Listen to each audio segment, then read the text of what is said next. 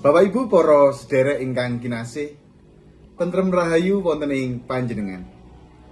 Tepangaken kula Pendhita Ananto Riyon Kusumo saking GKJ Sikayu Klasis Kebumen. Minangka mitra panjenengan anggenipun mirengaken renungan Sabda Winedar Setu sekawan April 2026.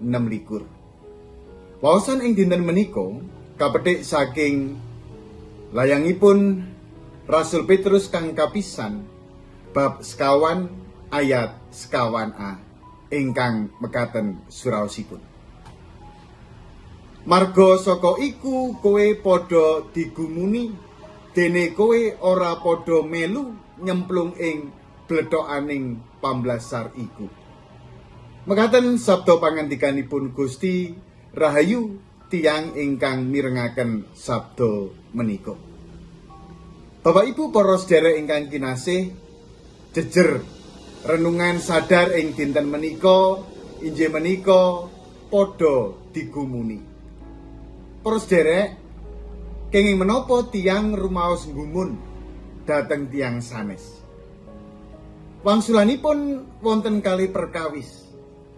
Inggih menika krana lampahipun ingkang sae dados remenipun tiyang sanes.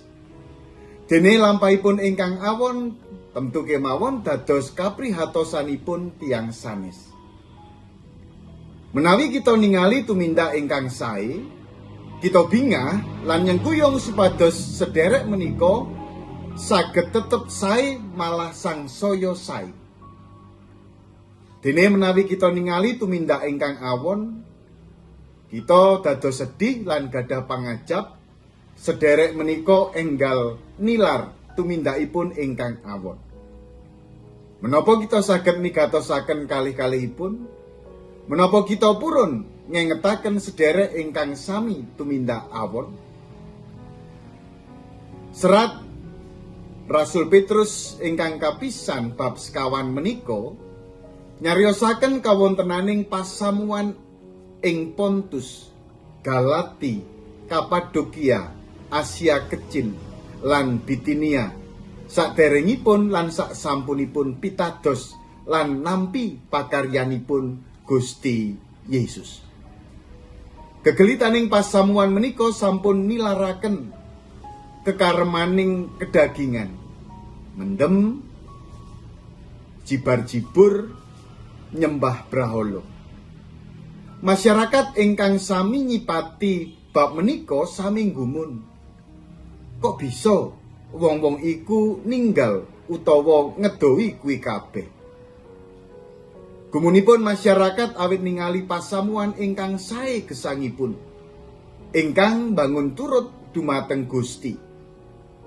Emanipun anggenipun rumaos nggumun menika boten kalajengaken sami mratobat lan nampeni Gusti Yesus, ananging malah sami mitenah pasamuanipun Gusti Yesus. Rasul Petrus ngiyataken manahipun para pitados lan kaatak sami paring wangsulan dhateng tiang-tiang kala wau. Para sedherek, ing sakiwa tengen kita kathah tiang ingkang tumindak sae menapa dene ingkang awon. Kapitadosan kita keteter, kita badhe ngetut ingkang sae menapa ingkang awon. Badhe ngetut wingking Gusti Yesus ingkang sampun milujengaken kita menapa nyingkur panjenenganipun. Kita remen dipun gumuni awit pambangun turut kita menapa awit pamblasar kita. Amin. Gusti berkahi.